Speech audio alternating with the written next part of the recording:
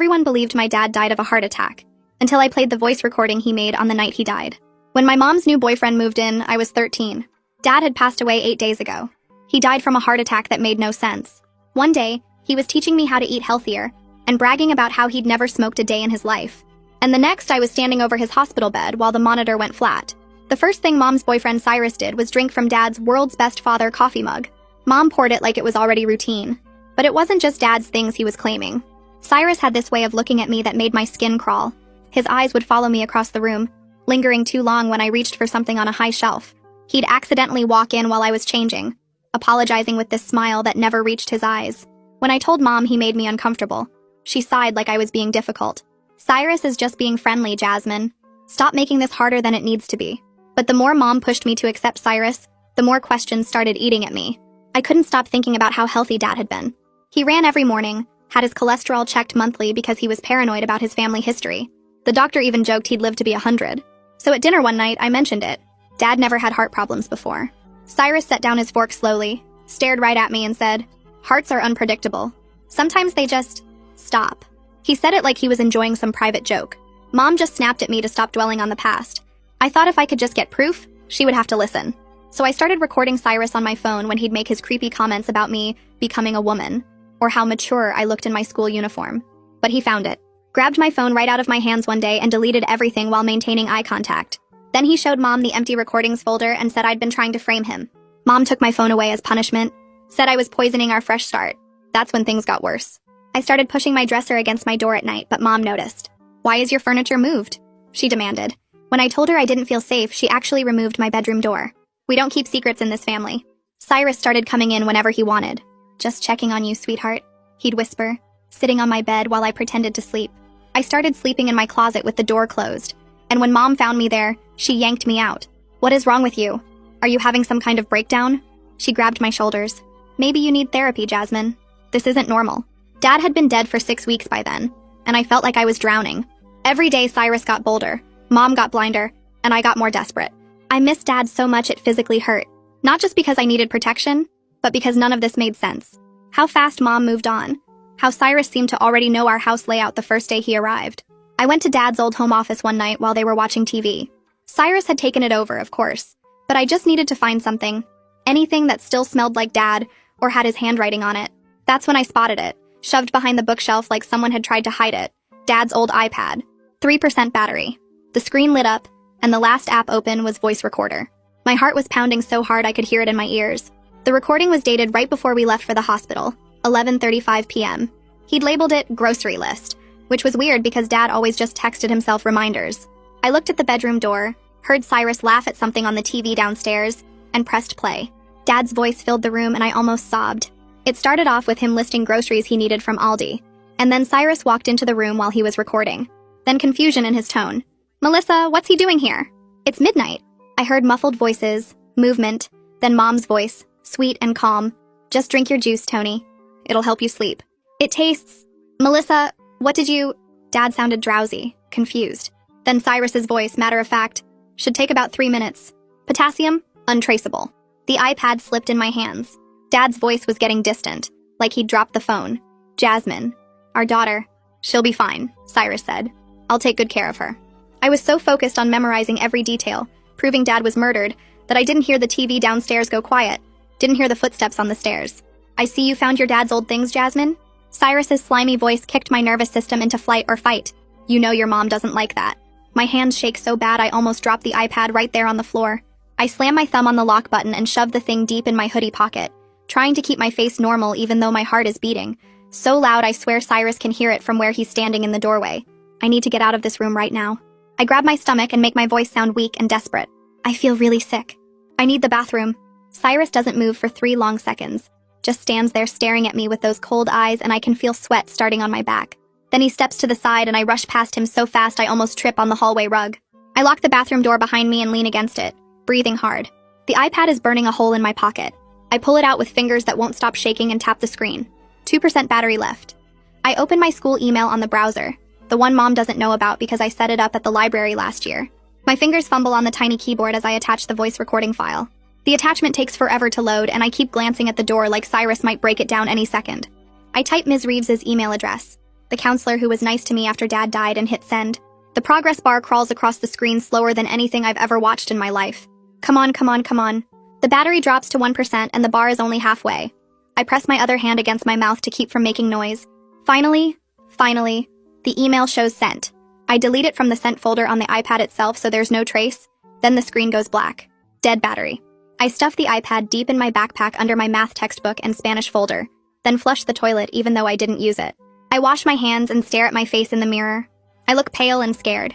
I take a few deep breaths and open the door. Cyrus is standing right there in the hallway waiting for me. I force myself not to run, not to look guilty, even though my legs want to bolt down the stairs and out the front door. Going to bed, I mumble without looking at his face.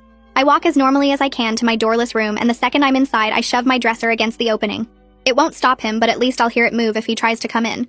I climb into bed with all my clothes on, including my hoodie, and pull the blanket up to my chin. My backpack is on the floor right next to the bed where I can grab it fast if I need to. I lie there in the dark, listening to every sound in the house. The TV goes off downstairs. Footsteps on the stairs. Mom and Cyrus talking in low voices in their bedroom. Then around midnight, I hear footsteps in the hallway, and the dresser scrapes against the floor as it gets pushed aside. I squeeze my eyes shut and try to breathe like I'm sleeping. The bed dips as Cyrus sits down on the edge. His hand touches my hair and starts stroking it. Slow and creepy, and my whole body wants to scream, but I stay perfectly still. Sweet dreams, sweetheart, he whispers right next to my ear. Then he leaves. 2 hours later, he comes back and does it again. Sitting there for even longer this time, and I have to bite the inside of my cheek to keep from crying or throwing up. When he finally leaves the second time, I open my eyes in the dark and stare at the ceiling. I'm not sleeping tonight. No way. I lie there planning every detail of tomorrow. I need to get to the school early, before first period, and go straight to Ms. Reeves's office. She checks her email first thing every morning. She'll see the recording. She'll believe me. She has to believe me. I go over and over what I'll say to her, how I'll explain everything. The sky starts getting light outside my window around 6. I hear Mom's alarm go off and then the shower running. I get up and grab my backpack, checking to make sure the iPad is still buried under my books. At breakfast, Mom is pouring coffee and Cyrus is reading something on his phone. Rain is hitting the kitchen window hard. Mom looks at me and frowns. It's pouring out there. Cyrus should drive you to the school. My stomach drops. I'm fine walking. Don't be ridiculous, Jasmine. Cyrus looks up from his phone with that smile that makes my skin crawl. I don't mind at all. I'll be checking on you later anyway. I clutch my stomach again, using the same trick from last night. I feel sick again. Stomach cramps. I need to get to the school early anyway to make up a test I missed. Mom's eyes narrow like she's suspicious, but I keep my face pinched in pain. What test? Math. Ms. Reeves set it up for me. That part's a lie, but Mom doesn't know my schedule well enough to check. Cyrus is still watching me, but I don't look at him. I grab my backpack and head for the front door before either of them can argue. I'm leaving now or I'll be late. I'm out the door and down the front steps before Mom can say anything else. The rain soaks through my hoodie in seconds, but I don't care. I walk fast down our street, my backpack heavy on my shoulders, looking back every few seconds to make sure Cyrus isn't following me in his car. 3 houses down is Marta's place, the neighbor with the garden who always waves at me when I'm walking to the bus stop. I've never actually talked to her much, but right now she's my only option. I run up her front steps and knock on the door, probably too hard. She opens it wearing a bathrobe and holding a coffee mug, looking surprised. Jasmine? Honey, what's wrong? Can you give me a ride to the school? Please? My voice comes out shaky and desperate. She takes one look at my face, at how I'm soaked from the rain and shaking, and doesn't ask any more questions. Let me grab my keys. She comes back 30 seconds later with her purse and car keys, and we run through the rain to her sedan parked in the driveway. I climb into the passenger seat and clutch my backpack against my chest, feeling the iPad press through the fabric. Marta starts the engine and pulls out onto the street, windshield wipers going fast. The heater blows warm air that makes my wet clothes stick to my skin. We drive for maybe 2 minutes in silence before Marta glances over at me. She asks if everything is okay at home, her voice soft and careful. I don't mean to cry, but suddenly tears are streaming down my face and I can't stop them. I press my palms against my eyes and try to breathe, but it comes out in these horrible gasping sounds. Marta reaches over and squeezes my shoulder once, then puts her hand back on the wheel. She tells me she's been worried about me for a while now. She says she's noticed Cyrus's car at our house at weird hours, even before Dad died, and it never sat right with her. I wipe my face with my wet sleeve and nod because I can't get words out. She doesn't push for more details, just keeps driving and tells me I can talk to her anytime I need to. When we pull up to the school, the parking lot is mostly empty because it's still early. I thank her and grab my backpack, running toward the main entrance through the rain. The hallways are quiet except for a few teachers setting up their classrooms. I head straight for the counseling office, my sneakers squeaking on the tile floor. Ms. Reeves's door is closed, but the light is on inside. I knock 3 times, harder than I mean to. She opens the door holding a coffee mug, and her expression changes when she sees my face. I tell her I need to talk about something serious, and my voice comes out shaky and desperate. She sets down her mug and closes the door behind me, gesturing for me to sit in the chair across from her desk. I drop into it and pull the iPad out of my backpack, setting it on her desk with trembling hands. The words start pouring out of me in this jumbled rush. I tell her about finding the iPad in Dad's office, about the recording labeled grocery list, about hearing Dad's voice and then hearing Cyrus and Mom. I explain about the potassium and how Dad was so healthy, and how Cyrus moved in 8 days after Dad died. Ms. Reeves leans forward and asks if she can listen to the recording. I unlock the iPad and press play, and Dad's voice fills the small office. Ms. Reeves's hand goes over her mouth as she listens. When the recording ends with Cyrus saying he'll take good care of me, she sits back in her chair and stares at the iPad. She tells me this is evidence of a crime and she's legally required to report it, which is exactly what I was hoping she'd say. She picks up her phone and starts making calls while I sit there shaking. She calls CPS first, then the school resource officer. Within an hour, there are 3 adults crammed into her office. The resource officer is this tall guy with a crew cut who takes notes on everything I say. Ms. Reeves makes a copy of the recording using the school's secure server, saving it to 3 different locations. The resource officer explains they need to contact the police detective unit right away, because this is a murder investigation now. Someone mentions calling my mom, and I feel panic spike in my chest. My phone starts ringing in my backpack, and I pull it out to see Mom's name on the screen. Ms. Reeves tells me not to answer it yet, and I let it go to voicemail. 20 minutes later, the school secretary knocks on the door and tells Ms. Reeves that my mom is in the main office. She's demanding to take me home and claiming I'm having a mental health crisis that needs immediate help. The resource officer stands up and says he'll handle it. Ms. Reeves stays with me, and I can hear Mom's voice getting louder in the hallway outside the counseling office. She's yelling about her rights as my parent and how the school can't keep me from her. The principal's voice cuts through, calm but firm, telling Mom that I'm staying on campus for the day and they'll be in touch. Mom's voice gets even louder, threatening to call her lawyer and sue the school. Eventually, I hear footsteps walking away, and then the main entrance door slamming. Ms. Reeves asks me if I feel safe going home today. I tell her the truth, that Cyrus comes into my room at night and sits on my bed, that Mom took my bedroom door away, so I can't lock it. I tell her about sleeping in my closet and how Mom said I was having a breakdown. Ms. Reeves writes everything down on a legal pad, her pen moving fast across the paper. She tells me I'm very brave for speaking up, and that she's going to make sure I stay safe. A CPS worker named Brandon arrives after lunch. He's younger than I expected, maybe 30, wearing khakis and a button-down shirt. He takes me to a private conference room and closes the door. He asks detailed questions about Cyrus's behavior and writes down my answers in a notebook. I tell him everything, including how Mom poured Cyrus coffee from Dad's mug just days after the funeral, how Cyrus knew our house layout the first day he arrived, how he looks at me in a way that makes my skin crawl. Brandon asks about the recording, and I explain the timeline again, how Dad made it right before we went to the hospital. Detective Sandoval shows up next, a serious woman with kind eyes and dark hair pulled back in a ponytail. She sits across from me and explains that proving a poisoning case is really hard, especially if Dad was already cremated or buried. My heart sinks because I hadn't thought about that part. She says the recording is still valuable evidence, though, and combined with everything else I've told them, they have enough to open an investigation. She asks if I know whether Dad was cremated or buried, and I tell her buried, at the cemetery on Maple Street. She writes that down and tells me they'll look into getting permission to do new tests. Ms. Reeves brings me lunch from the cafeteria, a sandwich and chips and a bottle of water. She sits with me in her office while I eat, telling me the school will keep me safe today while the adults figure out the next steps. I feel exhausted, but also relieved that people finally believe me. My hands stop shaking for the first time all day. Around 2 o'clock, the school secretary knocks again and tells Ms. Reeves that Marta is here. Detective Sandoval comes back into the office with Marta following behind her, and Marta gives me this sad smile that makes me want to cry again. Detective Sandoval sits Marta down in the chair next to mine and opens her notebook to a fresh page. Marta tells Detective Sandoval that she saw Cyrus's car parked in our driveway at least 6 times before Dad died, always late at night around 11 or midnight. She says she remembered because it seemed weird that Mom would have someone over that late when Dad was home, and she thought maybe it was a work friend or something. Detective Sandoval asks what kind of car it was, and Marta describes it perfectly. A dark blue sedan with a dent on the passenger side door. She says the last time she saw it was 2 nights before Dad went to the hospital, and the lights in our house were still on past midnight. Detective Sandoval writes everything down and thanks Marta for coming forward, and Marta squeezes my shoulder before she leaves for work. After Marta goes, Detective Sandoval pulls out a clear plastic bag and a form from her briefcase. She explains that she needs to take the iPad as evidence and follow proper procedures to make sure it can be used in court. She seals the iPad inside the bag and writes the date and time on a label, then has me sign a form saying I gave it to her voluntarily.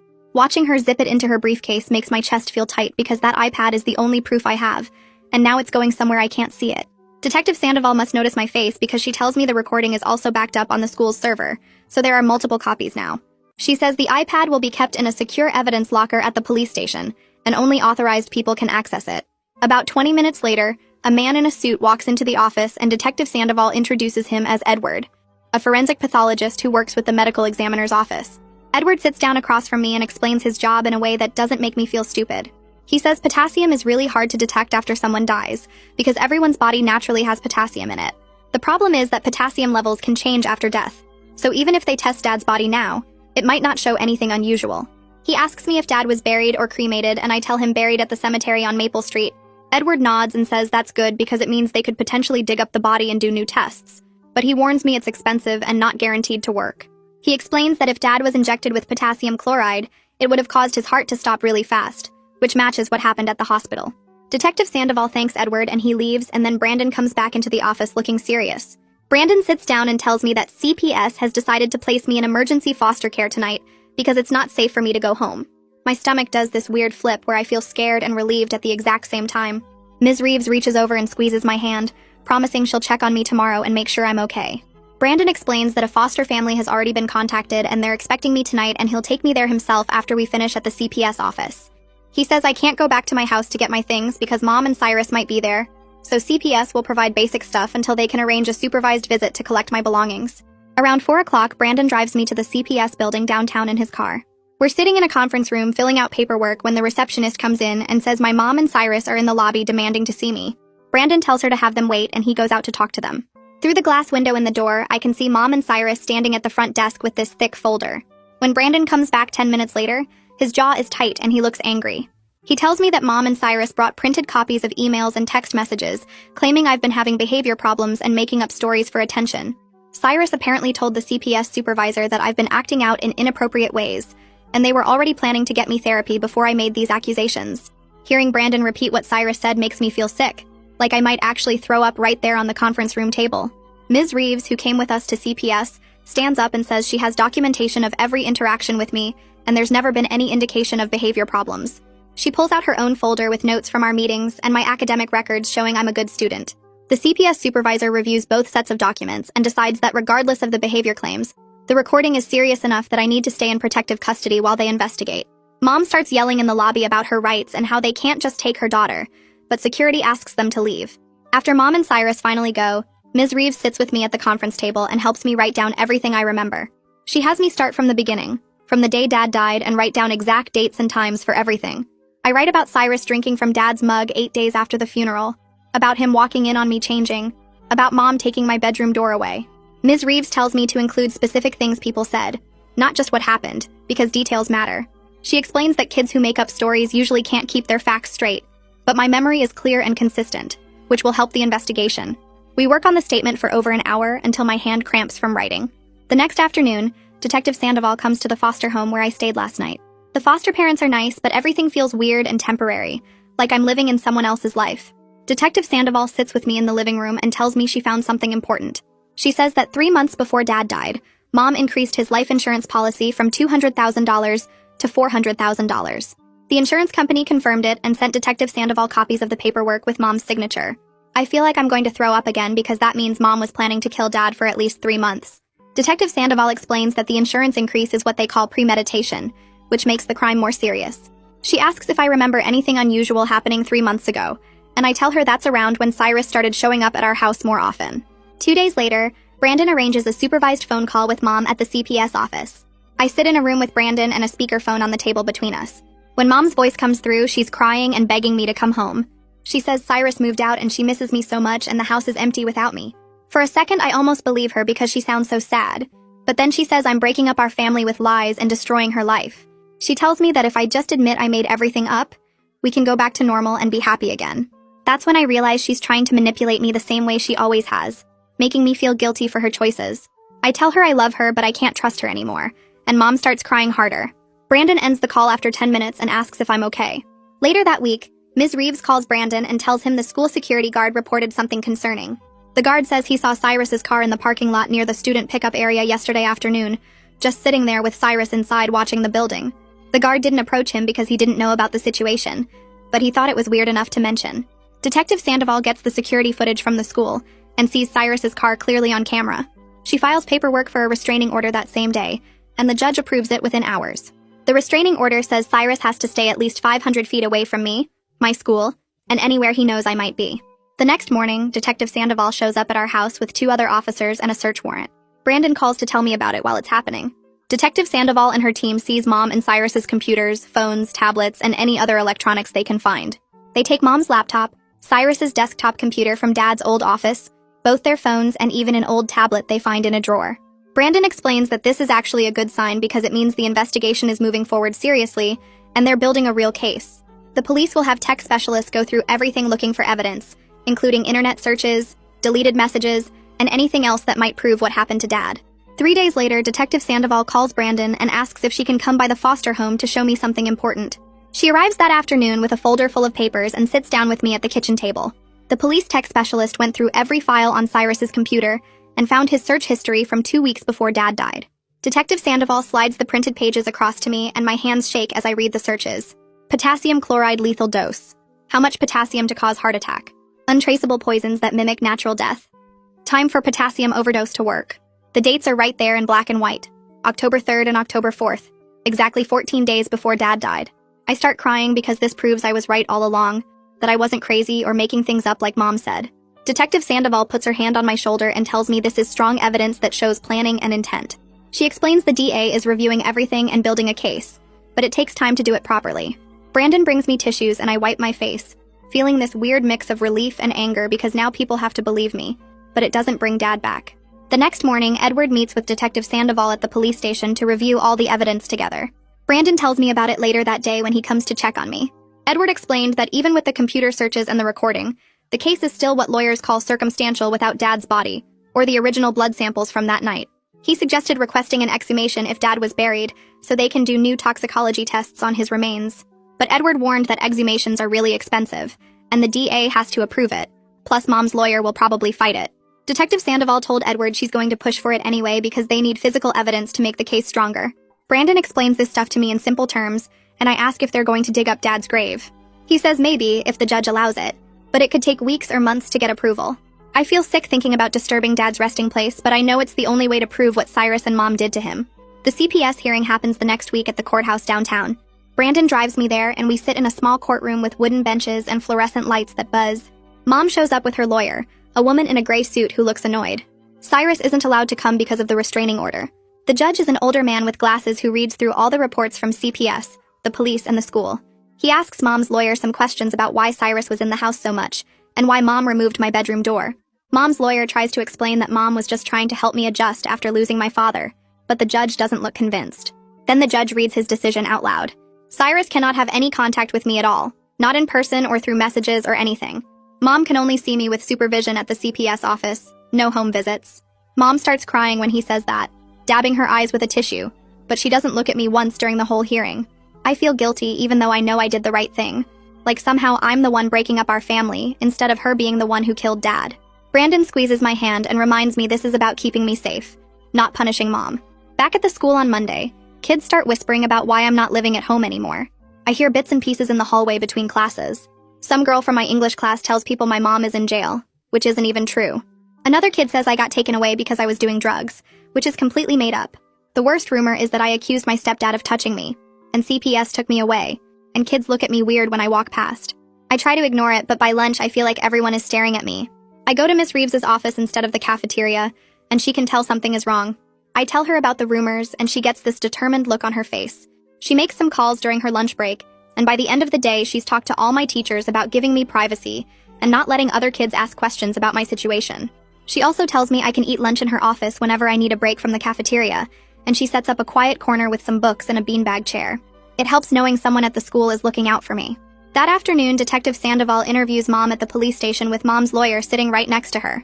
Brandon gets a copy of the interview transcript later and tells me the important parts. Requested Reads is on Spotify now. Check out link in the description or comments. Mom's timeline of the night Dad died doesn't match what she told the hospital staff when we brought him in. At the hospital, Mom said she woke up and found Dad having chest pains around midnight. But in the police interview, she admits Cyrus came over that night and she gave Dad juice to help him sleep around 11:30. When Detective Sandoval asks why she had Cyrus over at midnight, Mom can't give a good explanation. She just says they were friends and he stopped by sometimes. Detective Sandoval points out that's the same time frame as the voice recording, and Mom's lawyer tells her not to answer any more questions. The interview ends there, but Brandon says the inconsistencies in Mom's story are really damaging to her credibility. I feel angry that Mom is still lying and making excuses instead of just admitting what she did. 2 days later, Edward gets permission from the DA's office to review Dad's hospital records from the night he died. He spends hours going through the lab work and doctor's notes from the emergency room. The blood tests show Dad's potassium levels were dangerously high when he arrived at the hospital, way above normal range. Edward finds a note from the ER doctor saying the elevated potassium was unusual, but he assumed it was from the heart attack itself, not the cause of it. Back then, nobody was looking for poisoning, because Mom said Dad just woke up with chest pains. Edward writes a report explaining that potassium chloride poisoning causes the same symptoms as a heart attack, which is why it's so hard to detect. He sends copies to Detective Sandoval and the DA's office. Brandon tells me this medical evidence combined with everything else makes the case much stronger. I feel this surge of hope that maybe justice for Dad is actually possible. The following Monday, Ms. Reeves gets called into the principal's office and comes back looking stressed. She tells me that Cyrus filed an official complaint with the school district, claiming she coached me to make false accusations against him. The school has to do a full investigation because it's a serious allegation against a staff member. Ms. Reeves sits down with me in her office and explains she's not worried because she followed every protocol correctly and has documentation of everything. She kept detailed notes of every conversation we had, made copies of the recording properly, and reported to the right authorities at the right times. She tells me not to worry because this is just Cyrus trying to fight back and create doubt. But I can see she's a little nervous about the investigation even though she did everything right. I thank her for believing me and helping me, and she says that's what she's here for. The school investigator interviews me the next day, and I tell the truth about everything. Ms. Reeves never told me what to say or coached me.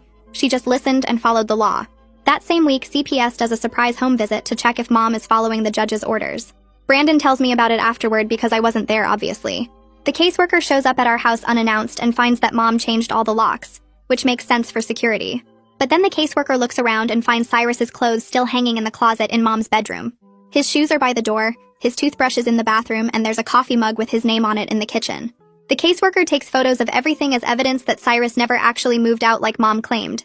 The caseworker also goes into my old room and takes pictures of the doorway with no door, the hinges still attached to the frame. She notes in her report that a child's bedroom without a door is inappropriate and concerning. Brandon says this violation of the court order is going to be a big problem for Mom at the next hearing.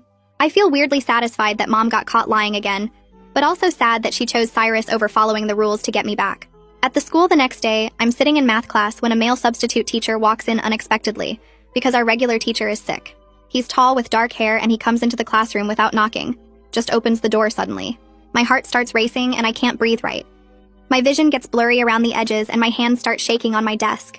The substitute starts taking attendance, but his voice sounds far away and muffled. I feel like the walls are closing in and I need to get out of there right now. I stand up too fast and my chair falls backward with a loud crash.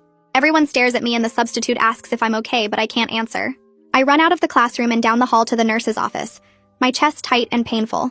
The school nurse recognizes me from before and sits me down, telling me to breathe slowly. She calls Brandon because he's listed as my emergency contact now. He shows up 20 minutes later and takes me to the CPS office where I can calm down in private. Later that afternoon, Brandon arranges for me to start seeing a therapist who works with kids who have been through trauma. He says panic attacks are normal after what I've been through and therapy will help me learn to manage them.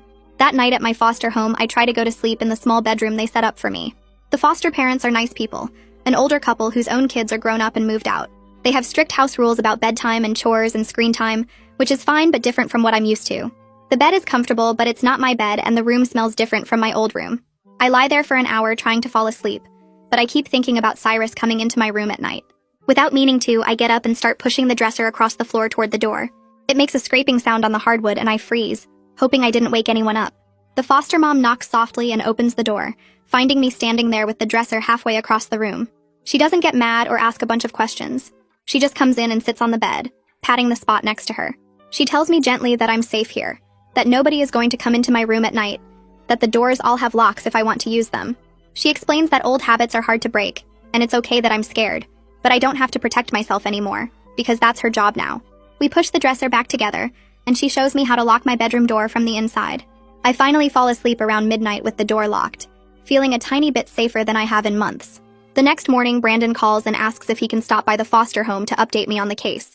He arrives around 10 with a folder of papers and sits with me and my foster parents at the kitchen table. Brandon explains that Marta called Detective Sandoval yesterday and remembered something important about the morning after Dad died.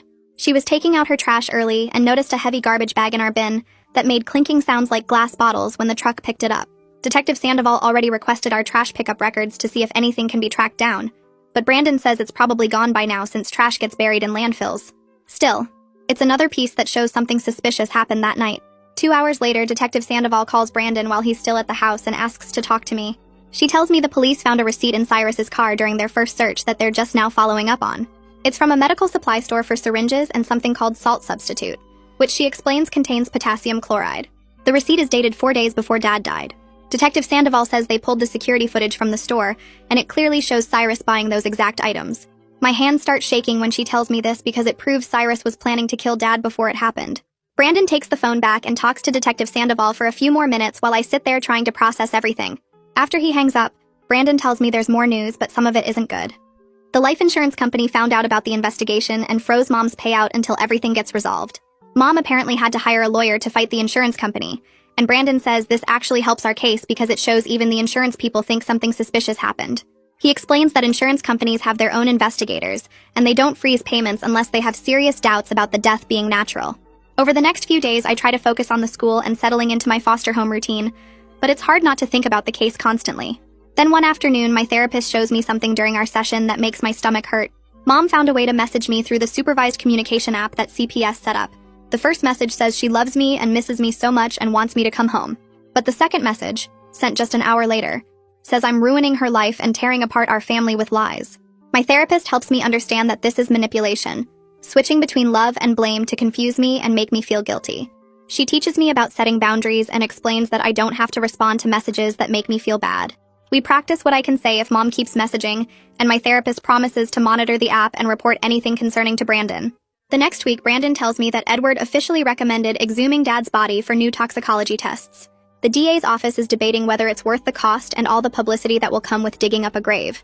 Detective Sandoval apparently argued hard that without the exhumation results, they might not have enough evidence to charge anyone, since the recording could be challenged in court. Brandon explains that defense lawyers might say the recording was edited or taken out of context, so having scientific proof of the potassium poisoning would make the case much stronger. 3 days later, I'm at the school when Brandon texts Ms. Reeves that the judge approved the exhumation request. Mom's lawyer tried to object and argued it was disrespectful to Dad's memory, but the judge sided with the prosecution. They scheduled it for 3 weeks from now to give everyone time to prepare. When Ms. Reeves tells me during lunch, I feel relieved that we're getting closer to proof, but also sad because disturbing Dad's grave feels wrong, even though I know it's necessary. That same week, CPS has another hearing about my placement. Brandon explains beforehand that they're going to extend my foster care and create something called a case plan for Mom. At the hearing, the judge orders that Mom has to complete counseling sessions and parenting classes before she can have any unsupervised visits with me. Mom tells her lawyer right there in the courtroom that this is completely unfair, and she's being treated like a criminal when she hasn't been charged with anything. Her lawyer tries to get her to stop talking, but Mom keeps arguing until the judge warns her about contempt of court. The judge doesn't change the order, and I stay in foster care for at least another 3 months. 2 days after the hearing, something creepy happens that makes me glad I'm not living at home anymore. Ms. Reeves calls me into her office and shows me a message request on social media from an account I don't recognize. The profile picture is some random landscape photo, and the account was created yesterday. The message says it's Cyrus and he misses me and wants to explain everything if I'll just talk to him. Ms. Reeves already screenshots everything and reports it to Detective Sandoval before I even finish reading.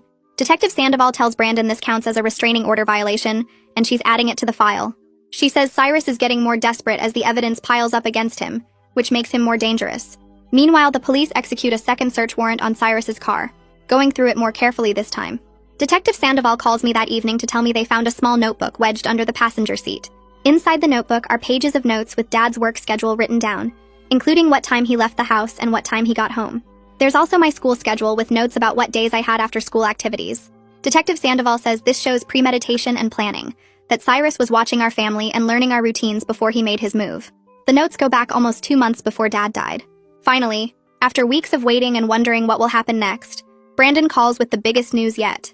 The DA reviewed all the evidence they have so far, including the recording, the computer searches, the receipt and store footage, the notebook, and Marta's statement.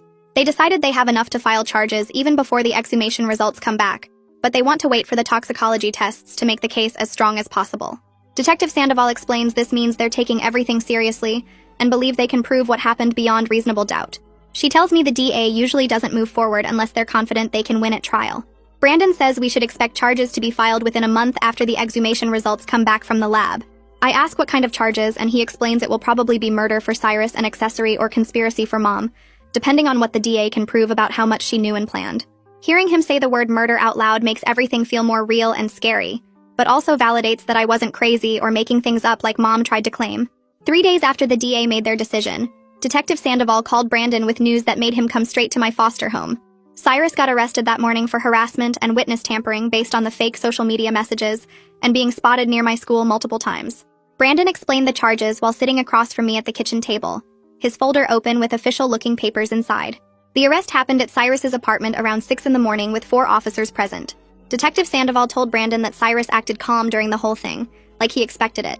He posted bail 3 hours later using money from somewhere Brandon couldn't track yet, but the judge made him wear an ankle monitor and ordered him to stay at least 5 miles away from our old neighborhood, my school, and anywhere I might be. Brandon showed me a map with red zones marked all over it representing places Cyrus couldn't go.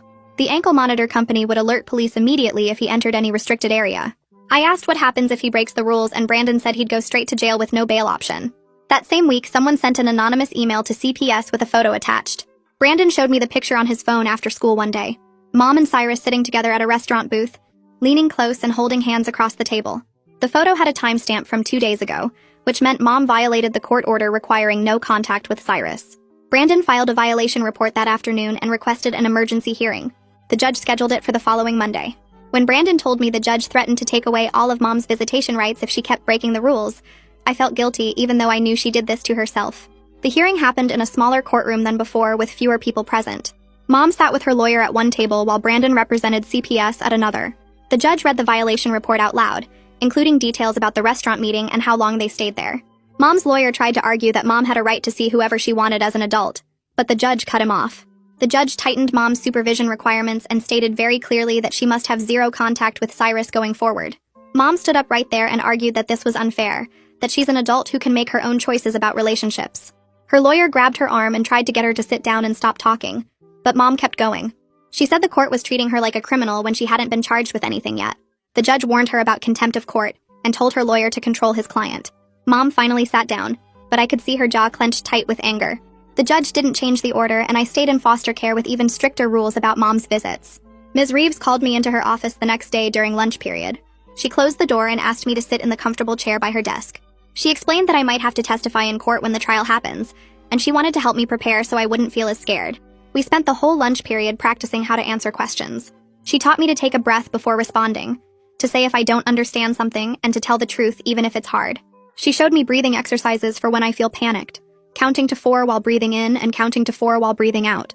We practiced this over and over until it started to feel natural. She told me the defense lawyers might try to confuse me or make me upset, but I should just focus on answering honestly and clearly. The exhumation happened on a cold Thursday morning 3 weeks later. I didn't go because Brandon said it would be too hard for me to watch. Edward supervised the whole process to make sure everything followed proper procedures. Brandon called me that afternoon and said it went smoothly. They took new samples from Dad's body and sent them to the state lab with a priority testing request. Edward explained the samples would be tested for potassium chloride levels and other substances that might have been missed the first time. The lab promised results within 2 weeks because of the active criminal investigation. I tried not to think about Dad's body being disturbed, tried to focus on the fact that this would prove what really happened. 2 weeks felt like 2 months. I went to the school, did my homework, attended therapy sessions, but the whole time I was waiting for the phone to ring. Finally, Brandon called on a Tuesday evening right after dinner. The preliminary toxicology results came back showing evidence of potassium chloride in levels that couldn't have occurred naturally. Edward spent an hour on the phone with Detective Sandoval explaining the specific levels and the timing of when it entered Dad's system. Detective Sandoval called me right after talking to Edward. She said this was the breakthrough they needed, the physical proof that matched the recording. Her voice sounded excited but professional. She explained the results would be submitted to the DA within 24 hours. Detective Sandoval brought Mom in for another interview the next day with the new evidence laid out on the table between them. Mom's lawyer sat next to her looking tired. Detective Sandoval walked through the toxicology results, the timeline, the recording, and all the other evidence they collected. Mom started crying and finally admitted she gave Dad something to help him sleep that night, something Cyrus provided in a small bottle. She claimed she didn't know it would kill him, that Cyrus told her it was just a strong sleep aid. But Detective Sandoval played the recording again, the part where Cyrus said it should take about 3 minutes, and Mom didn't sound surprised at all. Mom's lawyer stopped the interview and asked for a break. The DA filed charges 3 days later. Murder in the first degree for Cyrus. Accessory after the fact for Mom. Detective Sandoval came to my foster home to tell me in person with Brandon present. She explained this meant the DA believed they could prove the case beyond reasonable doubt, that they had enough evidence to convince a jury. I asked what the sentences would be if they got convicted. Detective Sandoval said Cyrus could get life in prison and Mom could get 15 to 20 years. Hearing those numbers made everything feel real and final in a way it hadn't before. Cyrus's arraignment was scheduled for the following Monday at 9 in the morning. Brandon asked if I wanted to go, and I said yes, because I needed to see Cyrus in handcuffs, needed to see that he couldn't hurt me anymore. We sat in the gallery 3 rows back while Cyrus was brought in wearing an orange jumpsuit. He looked thinner than I remembered. The judge read the charges out loud and asked how he pleaded. Cyrus said not guilty in a calm voice. Then he turned his head and stared directly at me in the courtroom gallery. His eyes locked on mine and his mouth moved, forming words I couldn't hear but could read on his lips. The bailiff noticed immediately and stepped between us, blocking Cyrus's view. The bailiff walked straight to the judge and whispered something. The judge's expression changed. The judge asked Cyrus if he just attempted to communicate with a witness, and Cyrus smiled slightly but didn't answer. The judge revoked his bail right there for witness intimidation. The bailiff and another officer moved toward Cyrus while the judge explained he was being taken into custody immediately with no bail option. Cyrus would remain in jail until trial. They put handcuffs on him and led him toward the side door. I watched him disappear through that door and felt something heavy lift off my shoulders. He was locked up. He couldn't get to me. He couldn't hurt me. Brandon put his hand on my shoulder and asked if I was okay.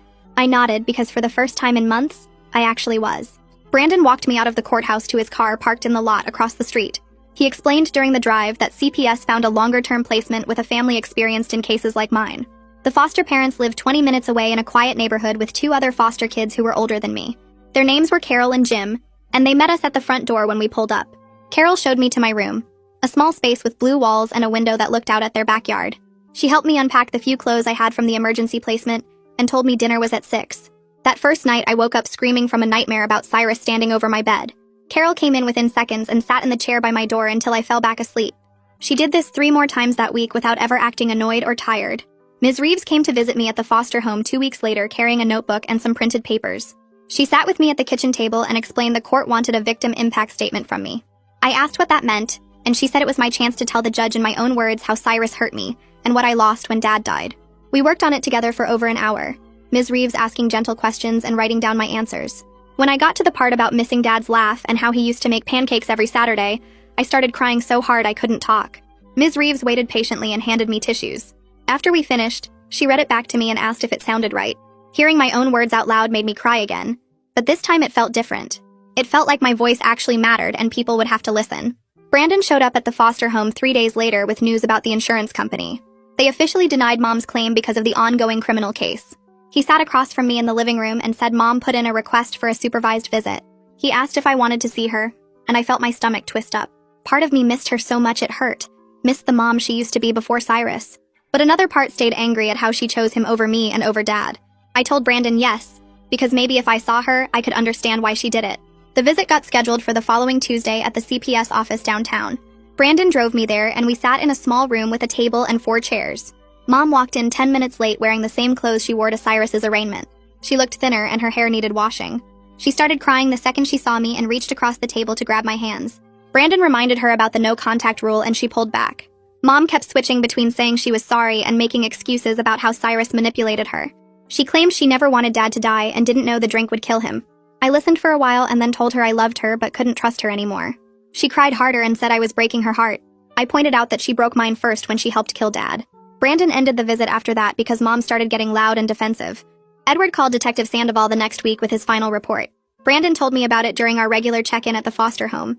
Edward concluded that Dad died from potassium chloride poisoning given to him by another person. The medical examiner officially changed Dad's death certificate from heart attack to homicide. Detective Sandoval said this removed any remaining doubt about what happened and made the criminal case even stronger. The DA started preparing for trial right after Edward's report came through. Detective Sandoval stopped by the foster home to update me on the legal stuff. She explained the DA offered Mom a deal where she could testify against Cyrus and get a lighter sentence. But Cyrus refused any deal and told his lawyer he wanted to go to trial. Mom's lawyer apparently told her to think hard about the plea, because the evidence against both of them was really strong. Detective Sandoval said the DA would probably keep the offer open for a few more weeks before pulling it. I asked what would happen if Mom took the deal, and she said Mom would have to tell the jury everything about how they planned Dad's murder. The thought of Mom finally admitting the truth in court made me feel sick and relieved at the same time. CPS and the school worked together to get me back to full-time classes with some extra supports. I started going every day instead of just a few hours. Ms. Reeves set up weekly meetings with me in her office to check how I was doing. My teachers knew about my situation and gave me extensions on assignments when I needed them. After a few weeks, my grades started going up again. Math was still hard, but I stopped falling asleep in class from nightmares. The other kids mostly left me alone, which was fine because I didn't want to explain where I'd been. Lunch period was the worst because everyone sat in groups and I ate alone. Ms. Reeves let me come to her office during lunch twice a week, and we'd just talk about normal stuff like TV shows and books. My routine started feeling normal in a way it hadn't since before Dad died. I woke up, went to the school, did homework, ate dinner with Carol and Jim, and went to bed without pushing furniture against my door. Brandon scheduled a meeting at the CPS office to talk about permanency planning. Carol drove me there on a Thursday afternoon and sat with me while Brandon explained the options. He said I could stay in long-term foster care with Carol and Jim, or CPS could look for relatives who might want guardianship. I told him I didn't have many relatives and the ones I had lived far away. Brandon said this process would take months, but they wanted to make sure I had stability. He asked what I wanted, and I said staying with Carol and Jim felt okay for now. They treated me well and didn't push me to talk when I didn't want to. Brandon wrote everything down and said he'd start the paperwork for long-term placement. The meeting took less than an hour, but it felt good to have someone ask what I wanted instead of just deciding for me. That night in my foster room, I opened the special box where I kept Dad's iPad. The battery was dead, so I plugged it in and waited for it to charge. When it turned on, I found the voice recording and pressed play one more time. Dad's voice filled the room listing groceries from Aldi. Then Cyrus walked in and everything changed. I listened all the way through, hearing Dad's confusion and Mom's fake sweetness, and Cyrus's cold voice talking about potassium. When it ended, I sat there crying quietly. Then I saved the file one more time, turned off the iPad, and put it back in the box. I pushed the box under my bed where it would stay safe. Dad would have wanted me to keep fighting, to make sure Cyrus paid for what he did. I was doing that. I was doing exactly what Dad would have wanted. Detective Sandoval called Brandon the following week with news about the trial date. The court scheduled it for 6 months away, giving both sides time to prepare. All the restraining orders and protective orders stayed in place. Detective Sandoval told Brandon to tell me that Cyrus would stay in jail the whole time because the judge considered him dangerous. Brandon passed along the message when he came for his weekly visit. Knowing Cyrus was locked up and couldn't get to me made sleeping easier. 6 months felt like forever, but also not long enough. I'd have to testify eventually, have to sit in a courtroom and tell strangers what Cyrus did. But I had time to get ready. I had Miss Reeves and Brandon and Carol and Jim helping me. I had Dad's recording as proof. I had done everything right, told the truth when it mattered, and now the system was actually working. Cyrus couldn't hurt me anymore, and soon a jury would hear everything he did. That had to be enough for now. My therapist gave me nice stationery during our session, and suggested I write thank you notes to the people who helped me. I sat at the desk in my foster room that night, and started with Ms. Reeves, thanking her for believing me when no one else did, and for keeping me safe at the school. I wrote to Marta next, telling her how much it meant that she noticed things were wrong and spoke up when it mattered. Detective Sandoval got a note thanking her for taking my case seriously and working so hard to find the truth about Dad. I wrote to Edward thanking him for proving what really happened to Dad, and to Brandon for finding me a safe place to live and checking on me every week. My therapist told me that saying thank you to the people who helped was part of healing, and writing each note made me feel stronger somehow. I folded them carefully and put them in envelopes, knowing I would mail them tomorrow. When I finished, I looked at myself in the mirror and promised I would be strong enough to testify when the trial came. I owed that to Dad and to everyone who fought for me. On Saturday afternoon, my foster mom asked if I wanted to go to the park, and I said yes. We drove there in her car, and she sat on a bench reading while I walked over to the swings. I sat down and pushed off gently, watching little kids play on the jungle gym, and hearing their parents call out to be careful. The sun felt warm on my face, and for the first time in months, I felt actually safe. Not just physically protected, but safe in a way that let me breathe normally. I still miss Dad so much it hurts sometimes, especially in quiet moments like this when I could almost hear his voice telling me to pump my legs higher. But I wasn't scared anymore. I wasn't pushing furniture against doors or sleeping in closets or jumping at every sound. Life wasn't perfect and probably never would be, but I could sit on a swing and watch kids play and feel okay. That was enough for now. That's it for this story. I'm really happy you were here to share it because it makes every upload feel personal. I hope it left you with something kind or comforting to hold on to today. Subscribe and come back whenever you need a little calm.